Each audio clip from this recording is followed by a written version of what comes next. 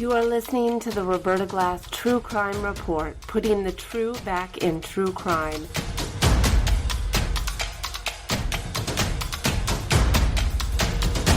From New York City, Roberta Glass is now on the record.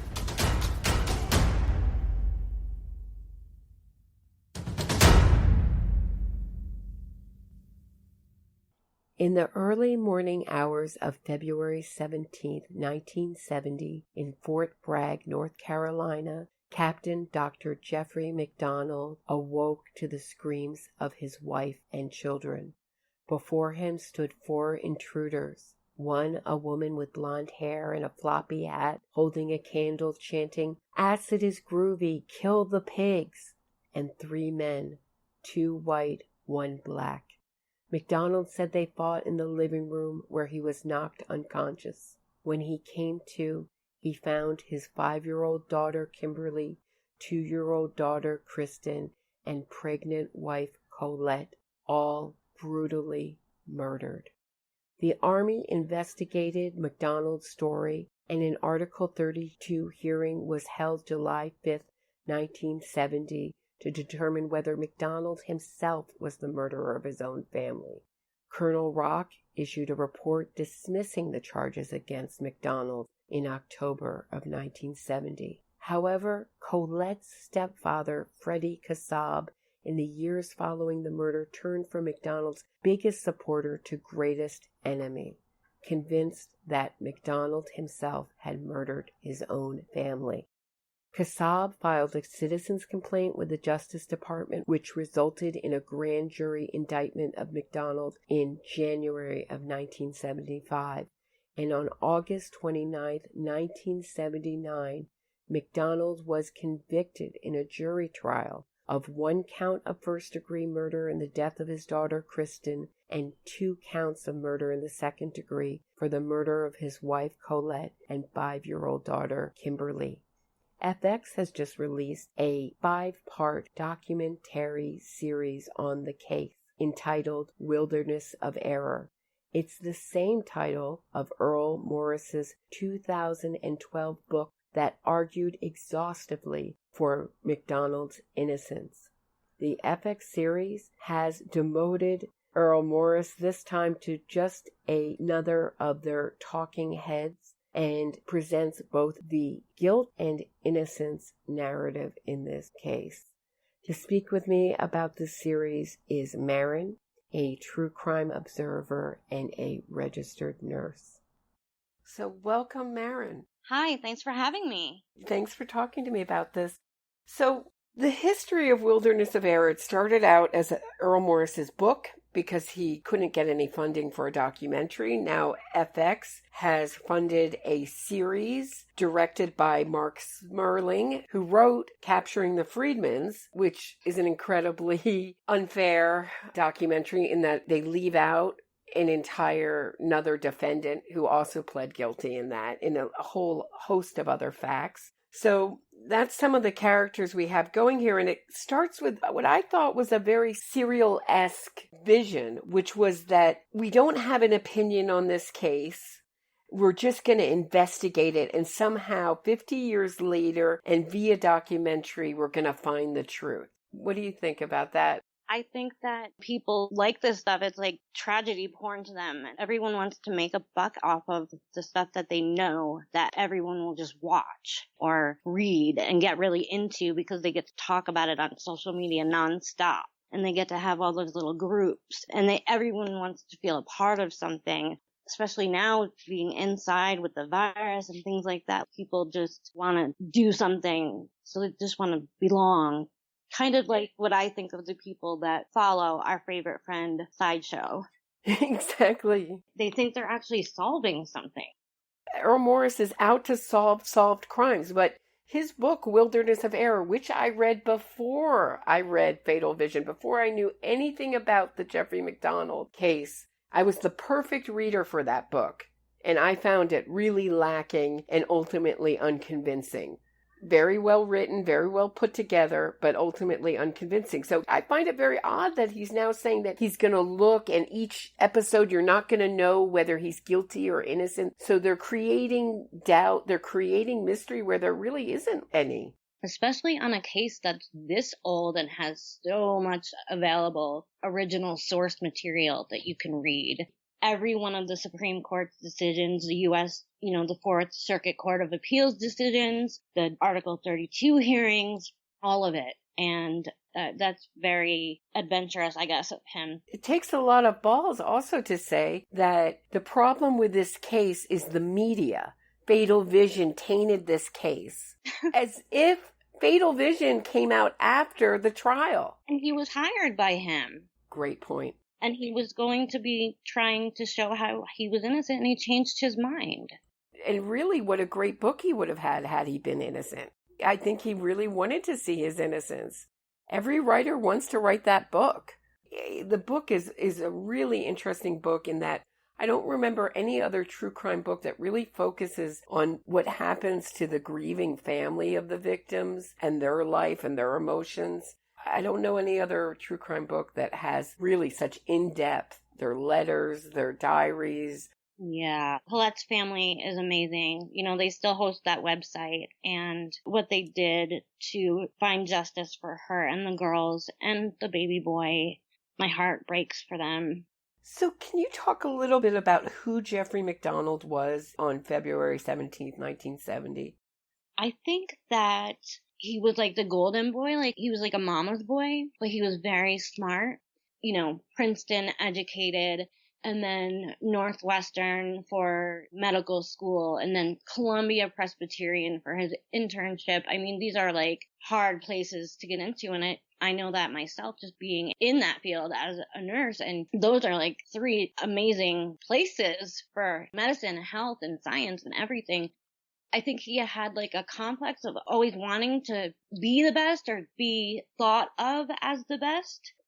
He's not like a decorated Green Beret in all these battles and taking care of all these people coming into the hospitals in Vietnam, and he's this big surgeon in the middle of the war. He's basically taking care of like the latrines and like not people, and not doing anything like the best surgeon on base, this big captain in charge of everyone. Very like low ranking job, and he just inflates everything he does. And so he was dating Colette, she got pregnant, and they had to get married.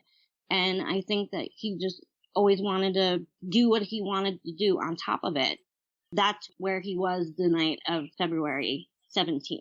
Right. It's the late night 16th, early morning 17th. Early morning 17th is when the murders were believed to have happened. I believe that, like, she went off to her class and then came back, and they were watching Johnny Carson or whatever. And I vacillate going back and forth whether it was like he was totally aware of all of it, or if he was on some type of other substance. I really think that obviously with Kristen's first degree murder, absolutely he knew what he was doing. So, and of course he just starts doing what he does, and he just starts blowing everything into a bigger story and making it some crazy thing. And he cannot get out of his own way. If he would have not done a lot of what he did, he might not even be where he is right now. Going on those talk shows and on Dick Cavett, and really not smart at all. Getting Joe McGinnis to write his book? Exactly. His attorneys must have been like, come on. He must have been a hard client to wrangle in, because they're trying to help him here, and he's getting in his own way every single time. That's what they do, though, those types of people. Yeah, there's a scene in Fatal Vision where Bernie Siegel, his lawyer, is urging him not to get upset, not to get tense during cross-examination with the prosecutors, because he's explaining to him, if you explode, if you get testy, they might think that you've got testy with Colette that night, and a fight exploded, and you inadvertently hit Kimberly, your daughter, with a piece of lumber that you were fighting with Colette, and it exploded into murdering your entire family and blaming it on a bunch of acid hippies. So let's talk about his story, just his story And what's wrong with it on face value? First of all, he says he goes in and he's going to go to bed. And he sees that, was it Kristen in bed with him or Kimberly? In bed with Colette. And he realized that she had wet the bed. Okay, well, this is a confusing part because he says it was Kristen, the younger daughter, who wet the bed, but it turned out to really have been Kimberly, who was 5 and struggling with bedwetting. I thought so too, because he did say that, but then in the evidence, in the transcripts and everything, I read it was Kimberly. But I think that he started a fight with Colette about that. I could see that happening. We know from her child psychology classmates that she brought up her daughter's bedwetting issue and how she should handle it in class. And there's the bedwetting issue right in the middle of a very tired, very overworked Jeffrey MacDonald. Yes, because he was moonlighting at other hospitals.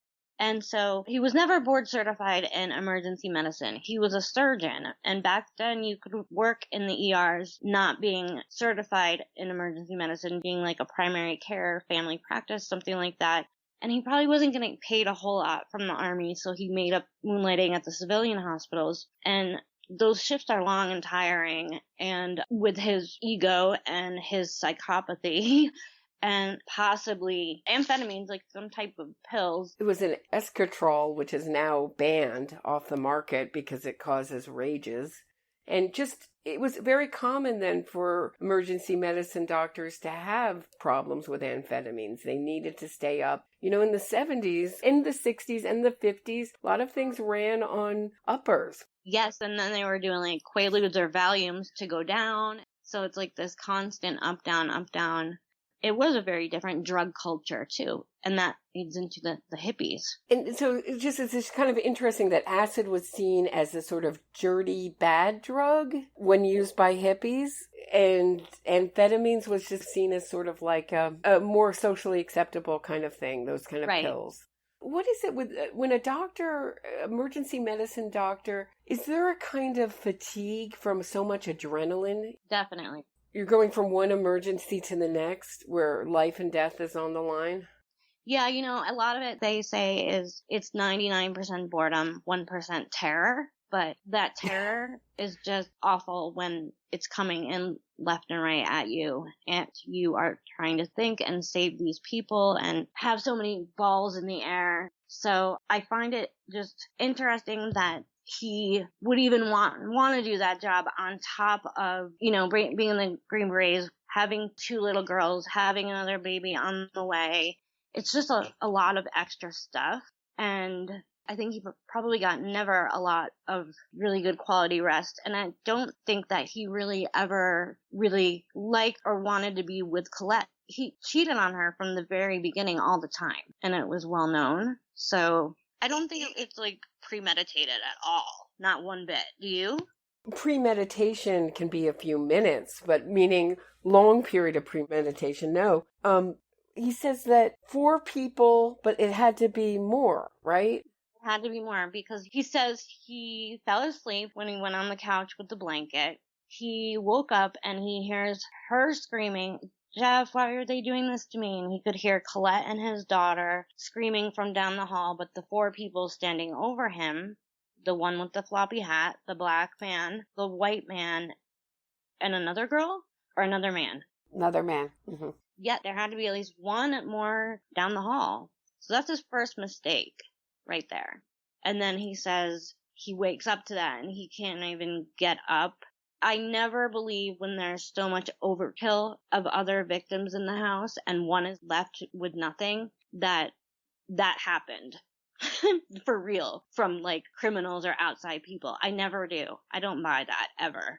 There's no reason to go in and kill women and children and leave the strongest person there to possibly get you and keep you from leaving and you get arrested and go to jail. And it was a rainy night, but they left there was no sign of, they've been looking for 50 years for a sign of an intruder. What, have they come up with anything? It's a rainy, muddy night. Wouldn't you call this a disorganized killers? Very, yeah. They don't even show up with their own weapons. Exactly. So what are they doing out in the rain? Just taking a stroll. And if they're on acid, why would you want to go to an army base? Talk about messing up your trip. Constantly surveilled streets. Cop is driving around all the time, except they're just army men. Yeah, and the raining, it was February in North Carolina. It's kind of cold. It doesn't gel for me, and especially the line, acid is groovy, kill the pigs. Who says that? It's the squarest guy in the world's imagining of a whacked out hippie. He is a square. He reminds me of his early pictures. All I can think of is like Eddie Haskell. Leave It to Beaver. He just looks like that all-American boy. But yeah, very corny. And those types of people that always are bragging and making themselves to be so much more, I think have a deep-seated inferiority or kind of feel like awkward, I almost think, because it's so overcompensated for. Exactly. And it's been said that 4+ people couldn't organize a trip to the bathroom, let alone this. And you could say, well, they weren't very organized. But what's the idea behind the killing? They want to kill pigs, but they don't kill a pig. They kill the pig's family? What for? Yeah. I mean, just try to get into the mindset. Oh, let's go kill a pig. But they don't. They just do a neat incision, but then they find his surgical gloves and write pig on the headboard. Kimberly's cerebrospinal fluid was found all over the walls and the entry to the bedroom. So they hit her, he hit her so hard that her skull fractures opened and all of that brain fluid went everywhere. That was second degree, and he did that by accident. There was no coming back from that. What do you mean no coming back from that? Just leaving possibly your wife alive and not further hurting her. The other little girl, I don't think she was going to tell on anyone. I don't think she would have ever been a real threat to him or to the other killers. But it reminds me of the Watts case. It's very similar to that, you know. He said that the one daughter came in and saw him wrapping up the mom, and then he just had to get rid of the other ones too because he didn't want to get caught. And I think that he knew, being a physician, that they would be able to work out that crime scene and they would be able to follow all of it. That's what I mean by, like, couldn't come back from that. But then everything after that, like you said, the glasses, putting the glasses on. We were just talking before we recorded, but this is the evidence that haunts me. His eyeglasses were found near the curtains in the living room. His youngest daughter's blood was on the corner of the lens. And my interpretation of that evidence was that he had his glasses on when the theory is that he put his youngest daughter over his knee and he needed his glasses to locate to stab her where it would cause the most damage. She's a 2-year-old child, small body. And how nice of him to get her a bottle of chocolate milk and give it back to her when he tucked her in after that. There's a whole theory that I read about with after Amanda Knox, that when dead bodies are tucked in, it indicates that the killer knew the victim and feels regret. Yeah. And both his children were found in bed. Yeah. Why would 4 or 5 or 6 hippies on acid tuck in the children? They wouldn't. And why would they leave Colette where she was and not put her in bed either? Again, it's not gelling right from the very beginning. And them finding all of the weapons right outside the door. So those 4 hippies just decided to leave and they didn't even take the weapons with them. They just left them there at the doorstep. Mm-hmm. Again, nothing turned over. This was a bloodbath. That was a small apartment. You can't have that many people in there with all this hitting and arms going back and forth and a club coming up towards the ceiling and blood spattering everywhere. And somehow, luckily, those 4 or 5 perpetrators managed to not leave anything there, just left their own quiet, merry way. And, you know, little cards on the table didn't fall over. The coffee table looked very staged, just kind of like tipped over. There was the Esquire magazine that had the Manson story. Mm-hmm. And I could see him looking at that and thinking really quick when he saw that, trying to pull off another story like that. I see no reason to write pig on the headboard, though. But again, it's that square thing that you said. Some, like, goody two-shoes trying to imagine what bad people do. That's a really good point, because his story is really about, I'm a good person. I'm all the things that are valuable to the society. I am a doctor. I am a Green Beret. I'm a family man. And he says to Larry King, it's a great admission in the negative. There was nothing abnormal about our life up to that moment. Yep. And Colette and Kimberly's blood was found on the edge of that Esquire. And his friend Ron Harrison had said that he had showed him the Esquire and said, oh, you have to check this out. This is really crazy. And they were goofing on the story. He had read that story, and there are many similarities between the story in the Esquire and his own story of the mad hippies. And he told Joe McGinnis there was cracks in our marriage, and 2 days before, Colette had called her mother and said, please let me come home with the kids. And she said, wait until spring. Mm-hmm. You know, things must have been escalating somewhat, where Colette must have felt in danger somewhat. Well, he had gone away a few times, and he was always leaving to go supposedly take care of, like, some teams off somewhere, like a basketball team. It was the wrestling team, right? Yeah, I guess it was always just to obviously go do what he wanted to do and to cheat, but she was getting hip to it, and she knew what was going on, and I think she just did not mean or want to get pregnant that third time, and was getting tired of him never being home and never coming home, and just like anybody would. That's sad. It is very much like the Watts case, isn't it? Those last pregnancies. Almost exactly. The girls were almost the same age, I think, 5 and 2, 6 and 3, something like that. And then the third baby being a girl, other women killing mom first, having to kill at least one of the girls on purpose because you don't want to leave any witnesses. It's almost eerie. And, you know, Chris Watts does the same thing that Jeff does. And these people that have these personalities and do this, they always have these tells, and they just talk too much. They go too far with it. And then you start thinking, why are they giving so much information? We're not even asking these things. And they just keep talking and talking. They can't get out of their own way. And that's where Fred Kassab started to get a little bit, what's going on here? They were very supportive of Jeff and didn't think that he had anything to do with it. Again, much like Lacey Peterson's family standing behind Scott at first. And then all those cracks start showing.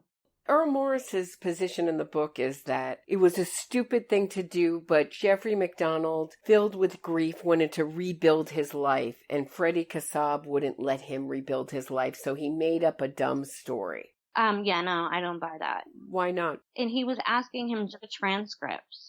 That's all he was asking for Fred. He had never visited Colette and the girls' graves ever since the funeral.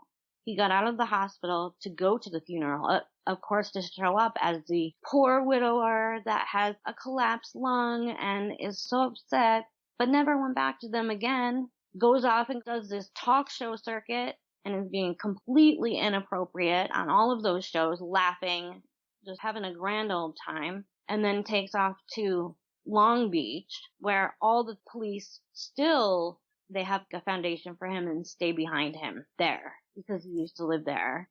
Of course, you know, got the boat and the cars and all of that. He brings on so much extra attention from Fred. I don't think that he was hounding him at all to not let him live his life. Well, as someone, we both follow true crime. If someone doesn't want you to read in any transcripts, really, court transcripts, that should be a red flag. But these were the Article 32 transcripts. First, he said he could be court-martialed if he released them. Then finally, he asked for them himself, Freddie Kassab from the Army, and Jeffrey MacDonald had to sign off on it. Then he was sort of with his back up against the wall. When the Army said, look, it's up to you whether we can release this to Mr. Kassab.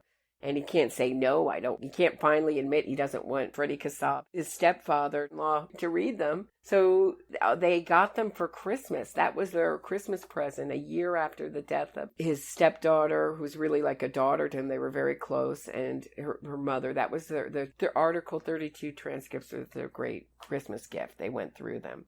Why is it a Christmas present? That's what they did on Christmas that day.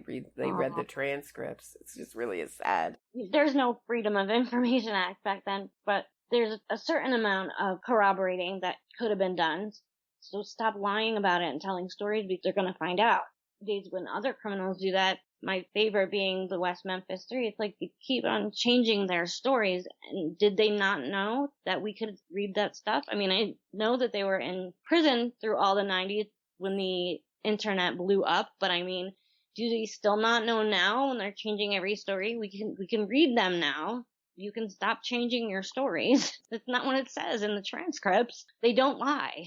There's very abnormal behavior. One is he asked for champagne to be brought to him in the hospital. Secondly, what's interesting to me about the story of Jeffrey MacDonald, that he told his stepfather that he went with some Green Beret buddies, found one of the intruders and killed him and put him 6 feet under. When Mildred Kassab, Colette's mother, asked him about it, and she said to him in person, asked him, "Well, aren't you worried you will get in trouble?" And he says, "Don't worry, I made it look like a robbery." Well, if he's guilty of this murder of his family, he, once again, made it look like something it wasn't.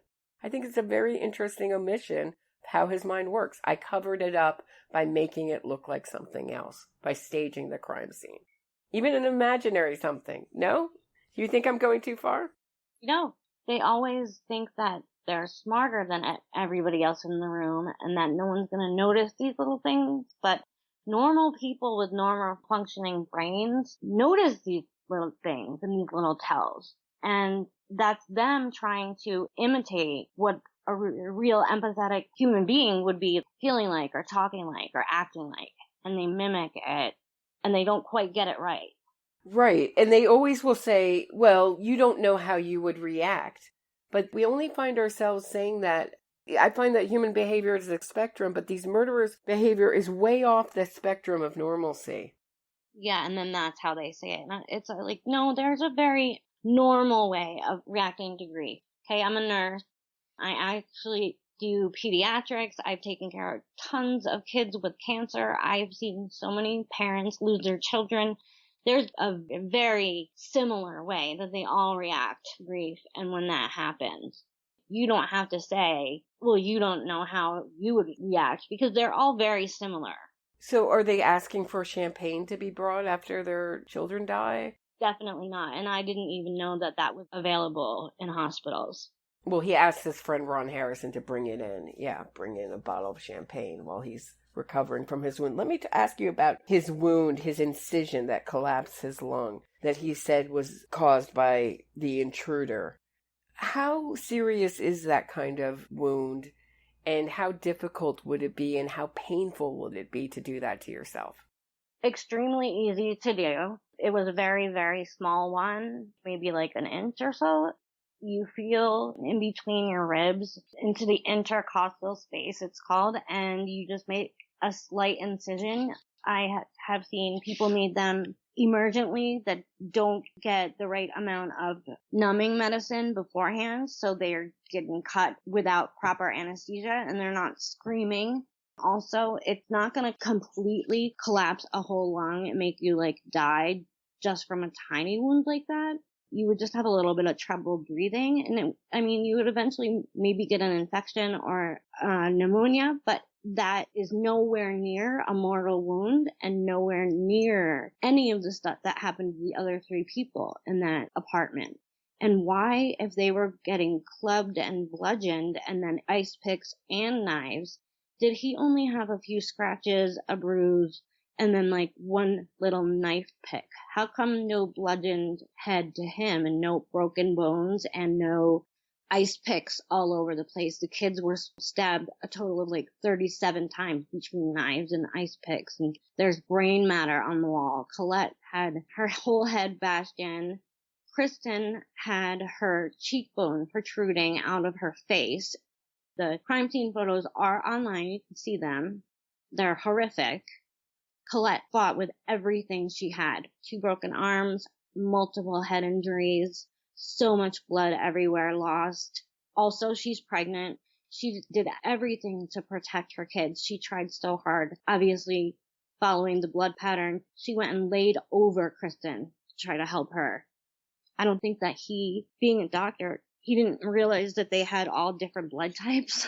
It's not DNA, but that is a great, great thing to happen because that made it easy to map up the whole scene. It's such a lucky thing that they had all different blood types. Because do you think if they didn't have different blood types, he would have gotten away with it? Possibly. Yeah, I don't know why that Fred had to put that together and make all of that happen. Because honestly, the army should have investigated it a little bit better. I think they should have found that out sooner. Right. Well, Freddie Kassab was the big supporter. He was looking for those Article 32 hearings so he could show how incompetent the army was. He was writing letters to Congress saying this was a great miscarriage of justice that hearing even happened. Yeah. It's amazing. And he did have some questions also about what happened. He was curious. Also, the lack of curiosity Jeffrey MacDonald had about who murdered his family is very damning. Even if the relationship was strained, those are still your children. Even out of curiosity, you'd want that investigated. No? Absolutely. And again, back to, the same ones. Scott Peterson, Chris Watts, they all do the same thing. Like, oops, they're just missing, never to be seen from or heard from again.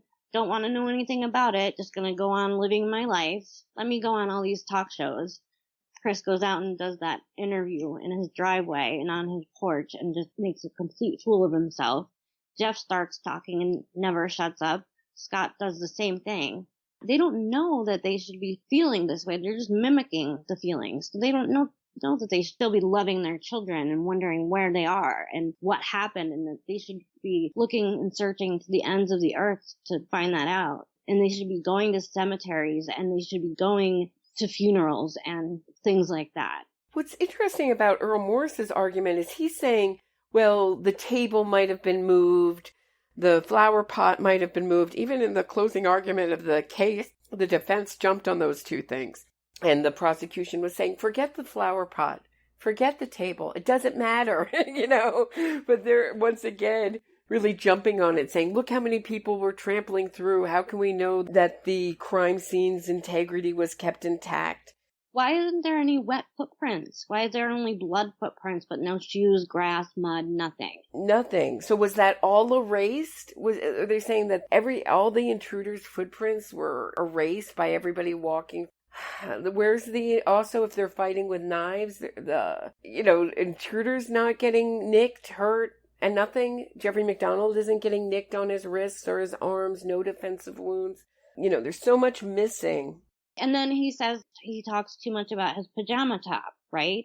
Right. First says he gets that wrapped around his arms, but it couldn't have been with how many stab wounds were on it and how they were the same pattern of Colette's. Right. When they were able to put the top back on. He thought he would be smart and think that if he could put the pajama top over Colette, and so there's 48 holes in the pajama top that match up with 21 wounds of Colette. And Earl Morris's big thesis in his book is that if you fold the pajama top any random way, it would match up with those wounds.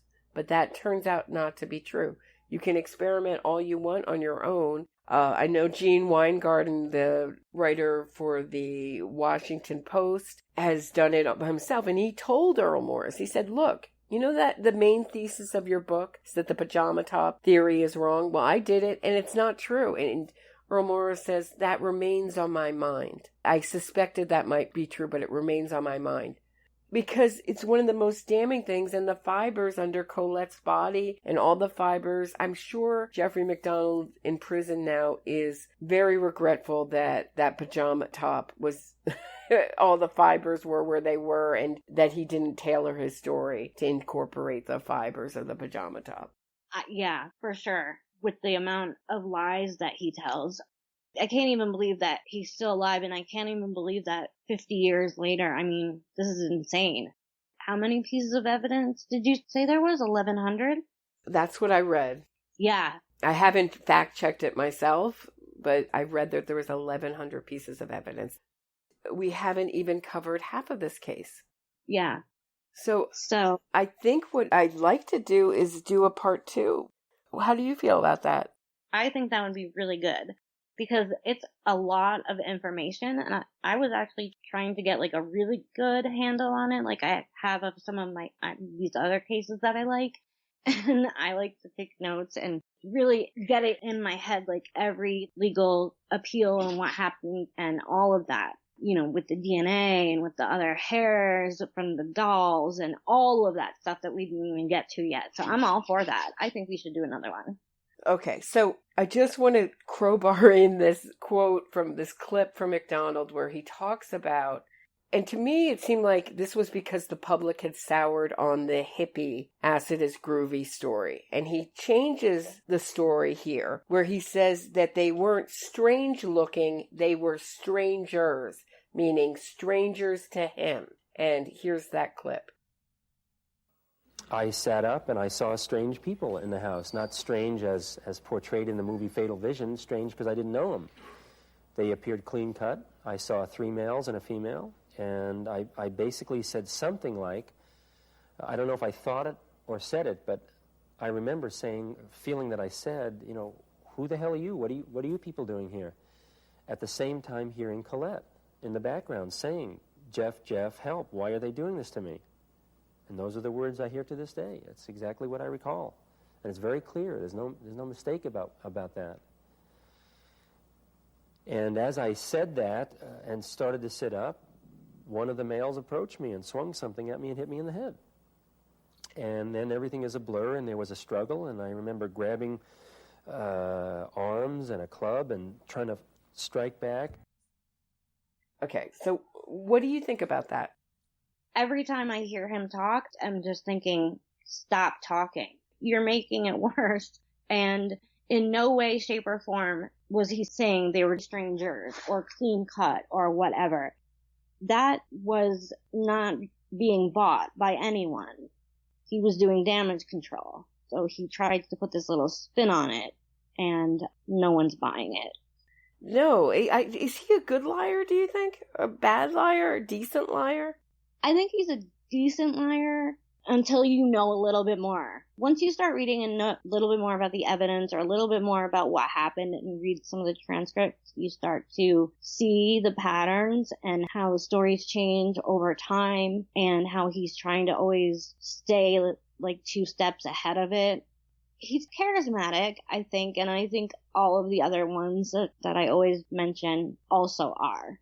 They get a lot of following from a lot of women when they're in prison.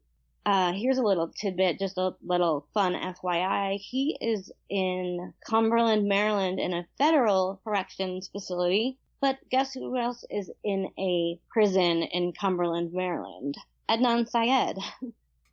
Oh, that's interesting. There's 2 of them there at 2 different prisons, one federal, one state. And I just read a comment, and of course you don't even know what's true or not on social media, but I did just read a comment that someone said they were in federal prison for 5 months with him a few years back with McDonald, and that he was extremely strange and very into himself and just thought he was just everything, just the best thing since sliced bread, and that he hung around with a lot of not good people, and that he never, wanted to be around him, and he never liked him from the beginning when he got there. And he got really creepy vibes from him. Oh, that's interesting. He got married again, so a lot of them do. So, yeah. So here, I wanted to read a quote from Freddie Kassab, since so much of this has focused on the psychology of Jeffrey MacDonald. And it's a little bit long, but I hope you'll bear with me. When I read the case the first few times, I was skeptical about the existence of the 4 intruders, as skeptical and unbelieving as have been almost all who have familiarized themselves with this material. But on rereading portions of the transcripts again last night, I have now come over to the belief that, as McDonald has kept insisting, there are indeed 4 intruders. McDonald's goal from the beginning to this day has been to impress, to prove his manhood. to con, to screw whomever he wanted, whenever he wanted, wherever he wanted. Many men want a little bit of that kind of freedom, but the normal man with a wife and family derives enough genuine and deep and lasting satisfaction from family life that the balance between irresponsible freedom and commitment to his wife and children, whom he truly loves more than he resents, allows him to forego that kind of self-centered freedom without too much burden or sense of entitlement. For McDonald, the balance tilted too far to the other side, to the point where the resentment was volcanic, the love only paper thin. So there came to be specifically 4 people, not 7, not 2, who intruded most especially upon his space. 4 people who got in the way of his being the macho celeb and playboy he needed to be in order even to feel alive. 4 intruders, 3 white, 1 black, just like McDonald told us. Where were they? I can name 3 of them. Colette, Kimberly, Kristen. The 4th intruder, black, not in skin, but figuratively black, as yet unseen, dark, invisible, the half-grown baby that Colette was carrying, McDonald's as yet unborn son, as it turned out to be the 4th intruder. And it goes on. What do you think of that theory? That is amazing. Oh, wow. How insightful. And I actually have goosebumps when you were reading that. Wow. I think that is dead on point. Coming to that conclusion about someone that you love or your daughter and grandchildren. I mean, it's so good. He should have done something with that. He should have become a detective or a cop or something. His notes are fascinating. They're up on that website. They are. His letters and notes, and he was an egg salesman. Yeah. You know, and he was her stepfather as well, her mom's second husband, and to fight so hard for them, that's just pure love. And then when you have to look at those crime scene photos, what a monster. There's not much else that you can say about people that do these kind of things, but he's still out there trying to play the game, and he's never going to go anywhere, and he just will never admit it. He has his followers. I don't see as many of them as newer cases have. A lot of people don't even know about it. The younger people on social media nowadays. You know, he bought a pony that prior Christmas, 2 months before, for the girls, because he said that he had thought that when Colette had the baby, they would move to a farm in Connecticut. And I also didn't buy that at all. He did that so that he could appease them and still go and mess around like he wanted to. Mm-hmm. Everything about McDonald is flash and appearance, and also everything about Earl Morris's theory of this crime only works on a surface level for people who know nothing about the case. It's a manipulation, and it is the ultimate projection to say fatal vision. It's the sloppiest look. It's the slickest look, and it's also the most dishonest look. You cannot be best friends with Jeffrey MacDonald's defense attorney and not bring that up. He just paints himself like, I'm just so earnest and I'm always just looking for the truth with no outside influences and no money motivations. I have nothing in it but just my own personal obsession with the truth. You know, I have a very poor view of Earl Morris from this, and I think he may relate to Jeffrey MacDonald and his narcissism more than he knows, and ambition. 100%. Yes, it's all surfaced, and really I'm getting tired of these people doing this all the time. You know, case after case, murderer after murderer, and these people just want to monetize it and turn it into something so that it can make them famous or get them esteem or, you know, any kind of following or money or whatever their motivation is. But it's just really sickening and really tiresome. And there's a few things that need to be done to our criminal justice system, but I actually think it's pretty fair. And I actually think the way it's set up makes a lot of sense with the way that appeals work and how burden of proof shifts and all of that. I think that more people should give some deference to that they're for a purpose, and I think it actually works a lot of the time, not all the time, but I'm a little bit hard on people too. Like, I think that's very fair. I don't believe a lot of people. Yeah, I'm so skeptical all the time, but the victims and their families and their loved ones, they never get a moment's peace.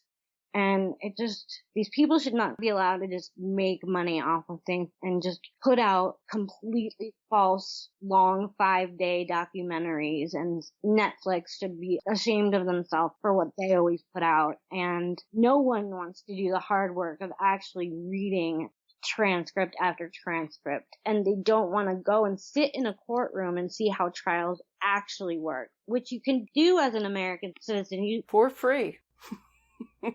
Yes, they don't have any idea how it's set up or why it, like, Supreme Court and the Fourth Circuit Court of Appeals has shot him down on every single one of them on ridiculous technicalities, but also all the merits and everything. You can't just start saying stuff 20 years later and be like, now I just want a retrial. Like, it doesn't work that way. If you didn't bring that up in your appeal, then you waived it. People just don't get that nowadays. They just think that they're on Facebook or Twitter and they don't like the way someone's case turned out, or they think that they should get another try or bite at the apple. And it's like, it doesn't matter what you think. That's not how it works. Like, the jury is the finder of fact, not anybody else. And the judges and the courts defer to the jury all the time, and there's a reason for it. You don't just come in 20 years later and be like, oh, let's just test it all again. Everyone says that all the time. What's the harm in testing it again? Because that's not how it works. It's very eye-opening to me with social media. It's so interesting to read. I love reading comments, and I just cannot believe. It's kind of sad that people don't understand our own Constitution and our own laws and our own justice system, and love to learn every single fact about minutia and dumb stuff like this, and innocence fraud and tragedy porn and sensationalizing everything. They're all for that, but couldn't even tell you exactly what the Sixth Amendment is, or what, a speedy trial actually is, or jeopardy, or anything like that. So he got his speedy trials and a fair trial, and he was out for a long time before he had to go away. That's enough. And got out. Yeah, we'll talk about that next episode. This is a good place to leave it. Yeah. I really enjoyed this. Thank you so much. Yeah, I'm so excited. I'm going to go and study now all of the hardest part of this case. Okay. And we'll talk about Helena Stokely next. I have a lot to say about her. Okay. And we'll talk about a lot of the stuff that we didn't talk about or more next time. So stay tuned.